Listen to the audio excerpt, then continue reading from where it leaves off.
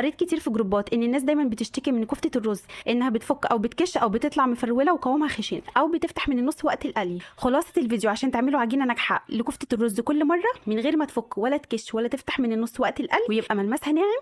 اول حاجه، لو العجينه فيها ميه بزياده من البصل او الرز، لما ننزل الكفته في الزيت الميه هتتبخر والكفته هتكش. الحاجه الثانيه، لو نسبه الدهون في اللحمه عاليه وقت القلي الدهون دي بتسيح في الزيت وبرده هتخلي الكفته تكش. وثالث حاجه، عجينه الكفته نعجنها كويس لحد ما تبقى ناعمه عشان لو خشنا هنلاقي قوامها مفرول وهتفك في الزيت، ولازم نسيبها ترتاح في الثلاجه على الاقل نص ساعه عشان تبقى متماسكه. رابع حاجه بقى، الزيت اللي هنقلي فيه الكفته النار تكون متوسطه، ولو عاليه الكفته هتحمر من بره بسرعه ومن جوه هتفضل نيه، ولو النار واطيه زياده عن اللزوم الكفته هتشرب زيت وهتبقى طريه.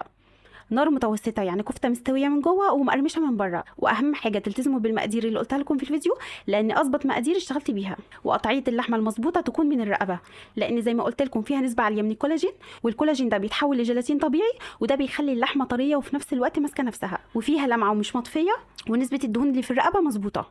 والجيلاتين سر من اسرار طراوه الكفته. المقادير اللي قلت لكم عليها متوازنه جدا، ظابطه طعم الكفته وفي نفس الوقت مش مغطيه على طعم اللحمه. لو عاوزين عجينه كفته ممتازه وتفاصيل اكتر لنجاحها هتلاقوها تحت في الوصف.